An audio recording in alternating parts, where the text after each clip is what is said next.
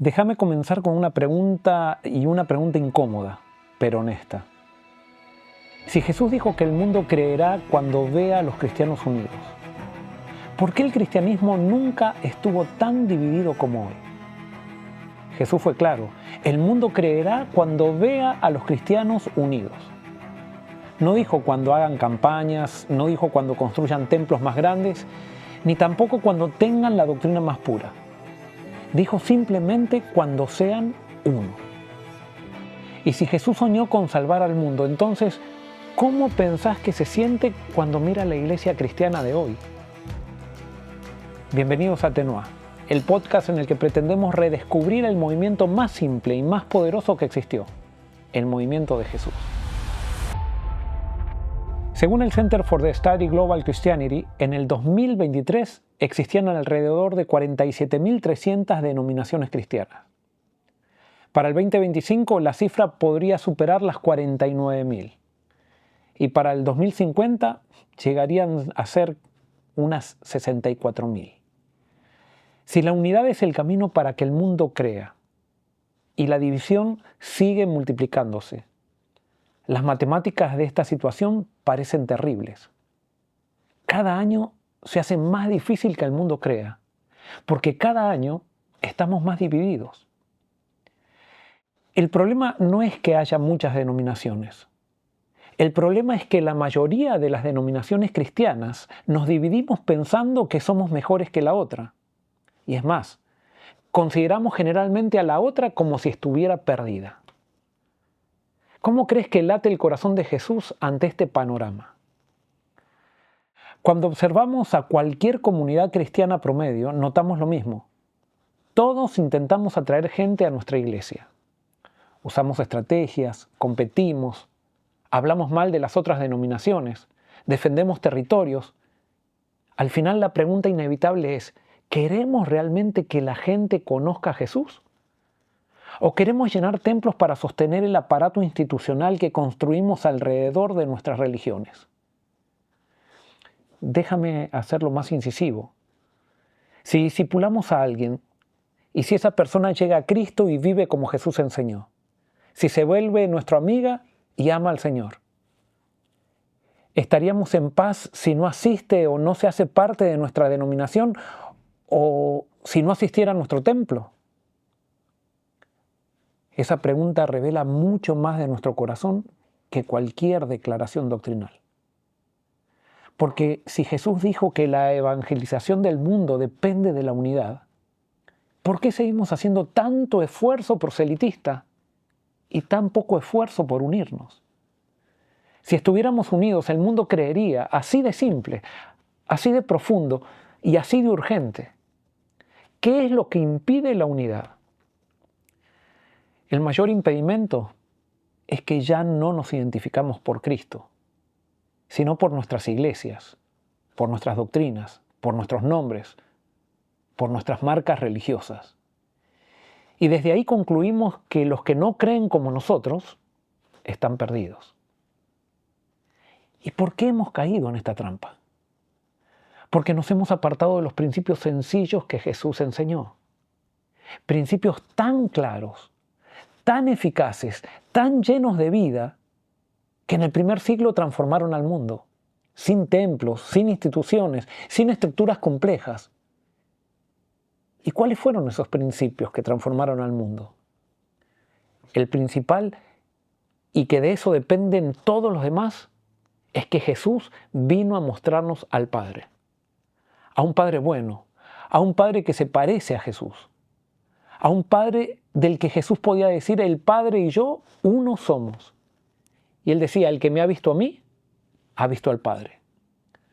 Y Juan resumió toda su misión así. Jesús vino a interpretar al Padre.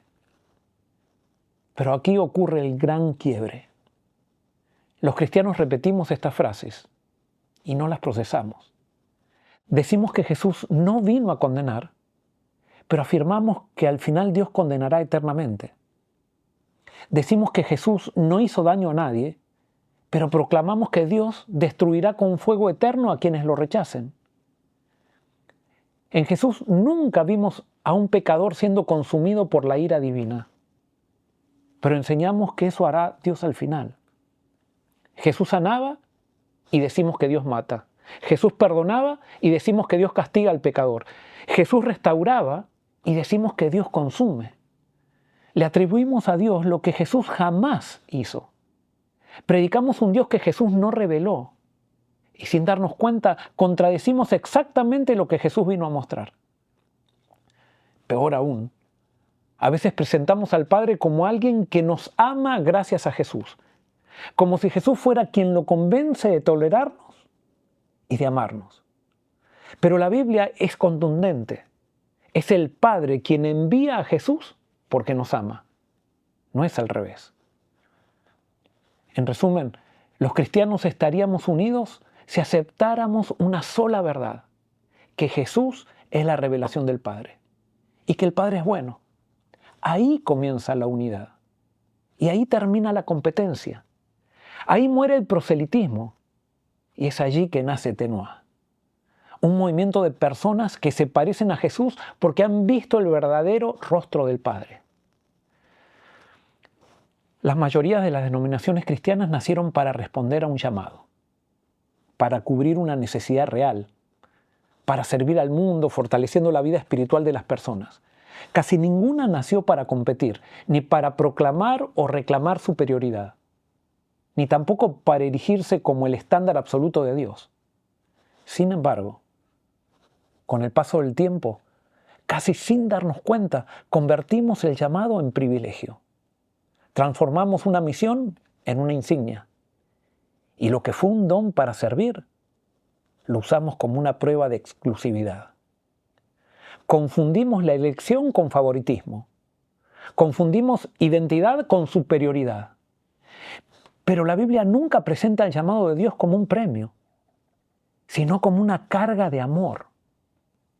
Cuando Dios llamó a Abraham, no lo hizo para aislarlo, sino por causa de las naciones. Pero alguien puede decir, pero Dios lo llamó a salir de Ur. Y eso es verdad. Pero lo sacó de allí porque el materialismo y la comodidad iban a ser un impedimento para que Abraham pueda escucharlo. Cuando Dios llamó a José, no fue para engrandecerlo, sino para salvar a Egipto. Cuando llamó a David, fue para que Jerusalén se convirtiera en un faro para los pueblos.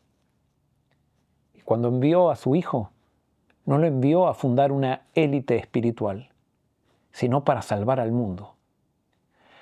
Cada llamado bíblico tiene como objetivo que dejemos de mirarnos a nosotros y miremos hacia afuera. Nunca es un llamado a servirnos a nosotros mismos.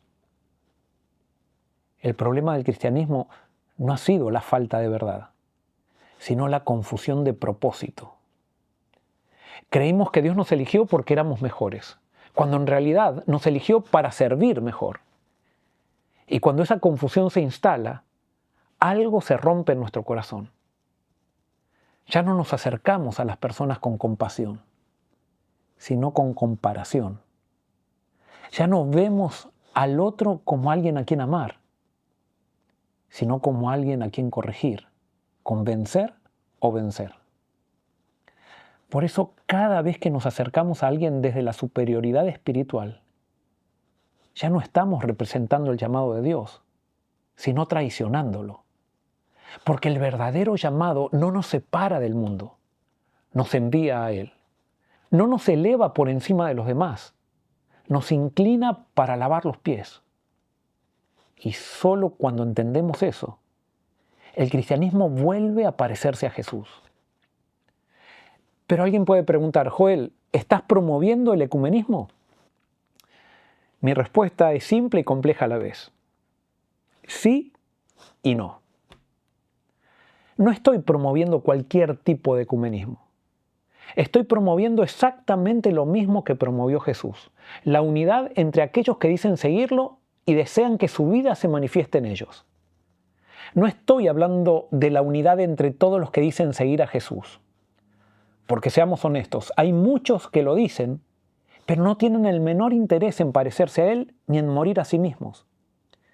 Y esto hay que decirlo con claridad y sin miedo. Los que dicen seguir a Jesús, pero no desean morir a sí mismos, han sido históricamente más dañinos para la iglesia que aquellos que niegan a Dios abiertamente.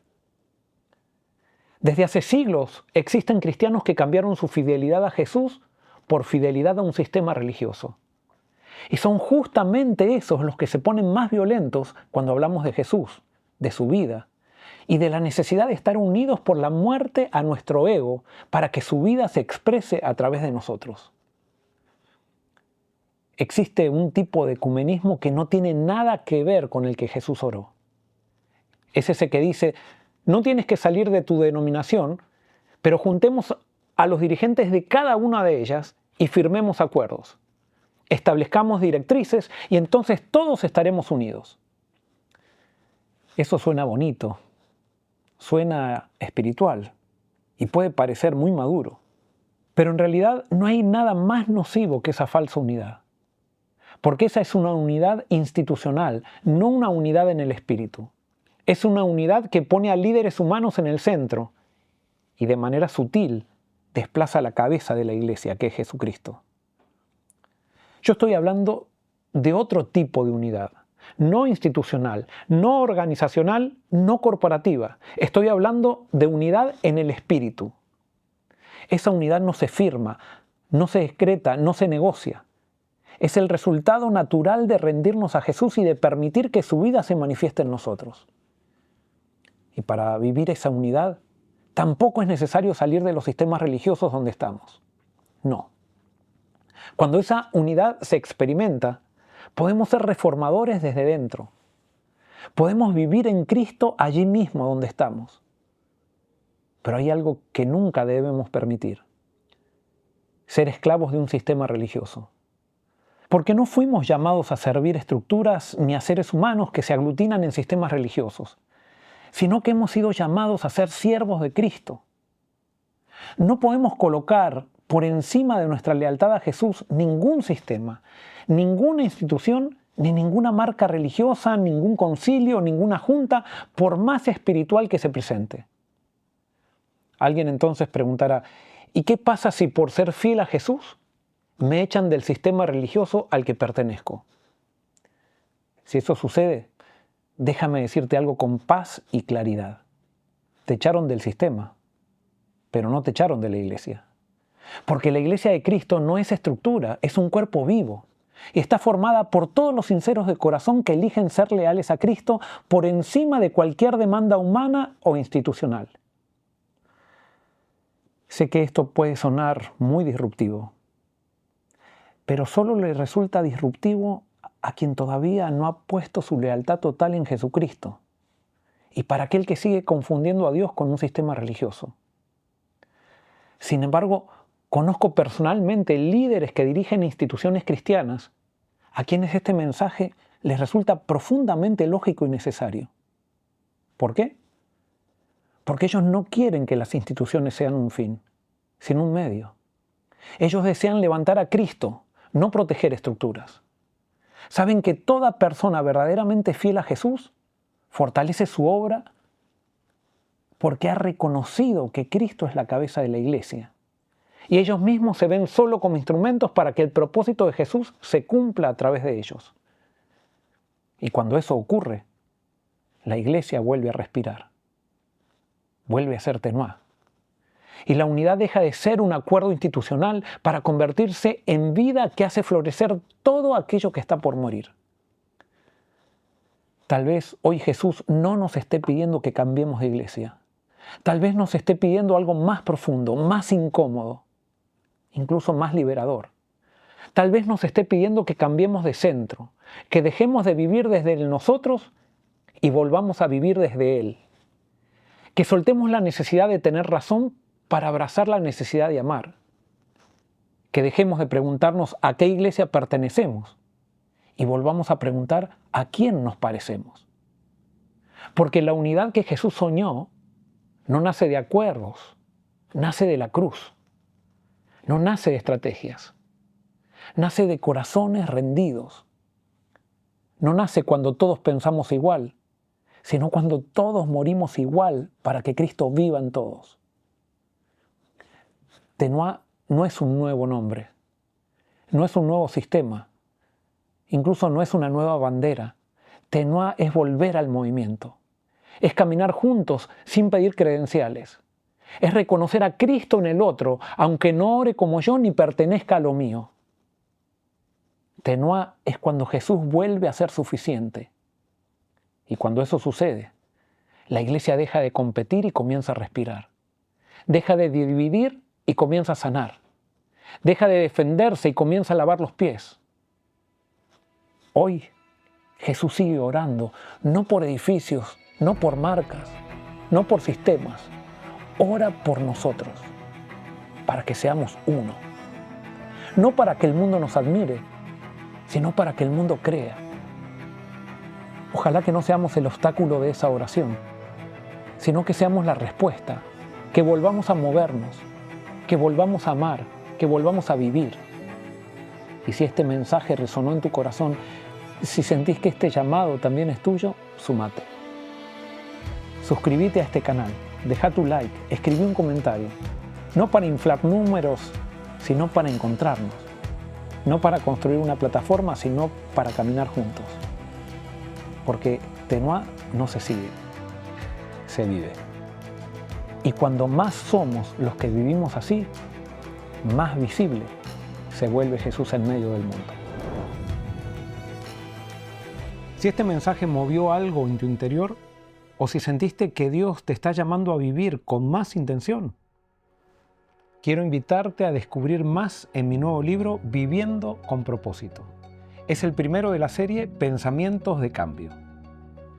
Son meditaciones diarias inspiradas en los principios del reino y en el movimiento interior que comparto en Tenuá. Son reflexiones breves que te ayudan a escuchar la voz de Dios en medio de la vida real.